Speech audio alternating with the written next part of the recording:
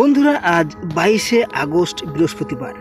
এই মুহূর্তে আমরা যেটা দেখতে পাচ্ছি, দক্ষিণবঙ্গের উপকূলবর্তী জেলা অর্থাৎ উত্তর 24 পরগনা, দক্ষিণ 24 পরগনা, হলদিবাড়ি, গঙ্গাসাগর, তো এই সমস্ত জায়গাগুলোতে এই মুহূর্তে বৃষ্টি হচ্ছে। তাছাড়াও মেদিনীপুর, কলকাতা, হাওড়া, হুগলি, চন্দননগর, শান্তিপুর, তারপরে রয়েছে দুর্গাপুর, বাঁকুড়া, পুরুলিয়া এবং রয়েছে মুর্শিদাবাদ আংশিক। তো এই সমস্ত জায়গাগুলোতে ইতিমধ্যে মেঘ গর্জন করছে এবং ঘন কালো একটা মেঘ জমে রয়েছে, মনে হচ্ছে বৃষ্টি আসলো বলে। তবে বৃষ্টিপাত কিন্তু হচ্ছে না তা নয়, বৃষ্টিপাত হচ্ছে, কোথাও হালকা আবার কোথাও মাঝারি। তবে আপাতত এই মুহূর্তে ভারী বৃষ্টিপাত কোথাও কিন্তু হচ্ছে না। তো আজকে আপনাদেরকে জানাবো সারাদিনের আবহাওয়ার আপডেটে কি পরিস্থিতি রয়েছে। তো সর্বোপরি যেটা আমরা একদম প্রথমে জুম করে দেখে নেব, হলদিবাড়ি, নামখানা, তারপরে রয়েছে ফ্রেজারগঞ্জ, তারপরে রয়েছে জয়নগর, মাজিলপুর, গোসাবা, তারপরে রয়েছে বাংলাদেশের সুন্দরবনেরও কিছু অংশ। তো এই সমস্ত জায়গাগুলোতে আজকে ভারী থেকে অতি ভারী বৃষ্টিপাতের একটা সম্ভাবনা রয়েছে। তাছাড়াও যদি আমরা চলে আসি দুর্গাপুর, বাঁকুড়া, পুরুলিয়া, এই সমস্ত জায়গাগুলোতে কিন্তু আজকে সারা দিনের মধ্যে বৃষ্টিপাত থাকছে এবং বিকেল ও সন্ধ্যার দিকে আশা করা যাচ্ছে নদিয়া এবং মুর্শিদাবাদে বৃষ্টিপাতের পরিমাণটা একটু হলেও বাড়তে পারে। তাছাড়াও রয়েছে বাঁকুড়া, পুরুলিয়া, জামশেদপুর, তারপরে রয়েছে চাকুলিয়া, বীরাপ্পাদা এবং রয়েছে উপকূলবর্তী একাধিক জায়গা। তো এই সমস্ত জায়গাগুলোতে আজকে বিকেল ও সন্ধ্যার মধ্যে কিন্তু বৃষ্টিপাতের একটা চরম সতর্কতা রয়েছে। এবং আরও একটা আপনাদেরকে জানিয়ে দিই, আজকে মধ্যরাত্রে যদি আমরা লক্ষ্য করি, তো মধ্যরাত্রে কিন্তু বিশেষ করে নদিয়া, মুর্শিদাবাদে একটু ভারী ধরনের বৃষ্টিপাতের সম্ভাবনা থাকছে এবং বৃষ্টিপাত সম্ভাবনা থাকছে উত্তরবঙ্গের ক্ষেত্রেও একাধিক জায়গায় ভারী থেকে অতি ভারী বৃষ্টি আজকে সারাদিনের মধ্যে এবং রাত্রিবেলাতেও। তো এইবার দেখে নেওয়া যাক আগামীকাল শুক্রবার, যদি আমি একদম সকাল 6টা নাগাদ লক্ষ্য করি, তো আগামী সকাল 6টা নাগাদ মালদাতে থাকছে একটু বৃষ্টিপাত, ভালো লেভেলের আর কি।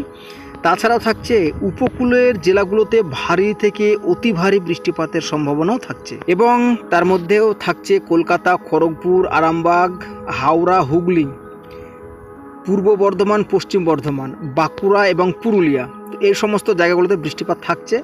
তাছাড়াও দক্ষিণবঙ্গের সমস্ত জেলার আকাশ মেঘলা থাকবে, অস্থায়ীভাবে 2-1 জায়গায় হালকা পাতলা বৃষ্টি। চলে আসি শুক্রবারের দিনই দুপুর 1টা নাগাদ। তো দুপুর 1টা নাগাদ আমরা দেখতে পাচ্ছি বীরভূম, কাটোয়া, নৈহাটি, তারপরে নিচের দিকে থাকছে বর্ধমান, থাকছে নদিয়ার শান্তিপুর, চন্দননগর, আরামবাগ এবং থাকছে কলকাতা সহ একাধিক জায়গায় হালকা থেকে মাঝারি বৃষ্টিপাত। চলে আসি সন্ধ্যের পর মধ্যরাত্রের দিকে যদি চলে আসি, তো মধ্যরাত্রের দিকে হলদিবাড়ি, ফ্রেজারগঞ্জ, গঙ্গাসাগর, নামখানা, হলদিয়া, হাওড়া, হুগলি, কলকাতা, চন্দননগর, তো এই সমস্ত জায়গাগুলোতে ভারী থেকে অতি ভারী বৃষ্টিপাতও থাকছে। তো আমরা যেটা দেখতে পেলাম আজকেও বৃষ্টিপাত, আগামীকাল শুক্রবারও সারাদিন বৃষ্টিপাত। এবার দেখে নেওয়া যাক শনিবার।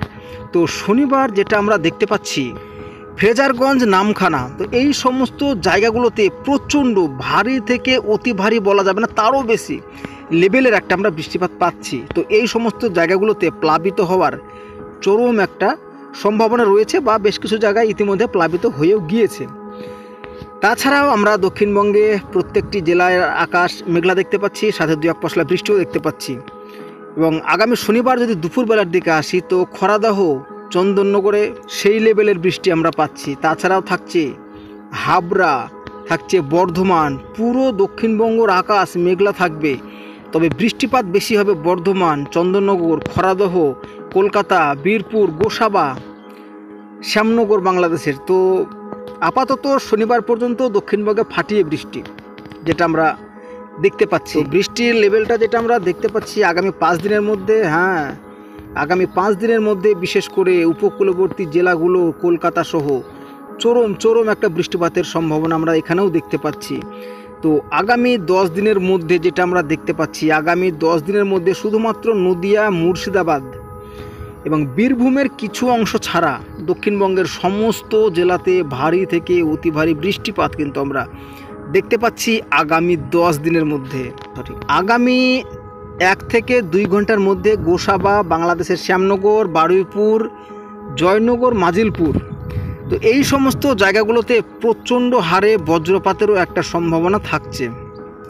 তো এই ছিল আবহাওয়ার মোটামুটি একটি আপডেট। তো আশা করছি আপডেটটি আপনাদের ভালো লেগেছে। তো ভালো লাগলে চ্যানেলটিকে সাবস্ক্রাইব করবেন, আর যারা ফেসবুক পেজ থেকে দেখছেন তারা অবশ্যই পেজটিকেও ফলো করে নেবেন।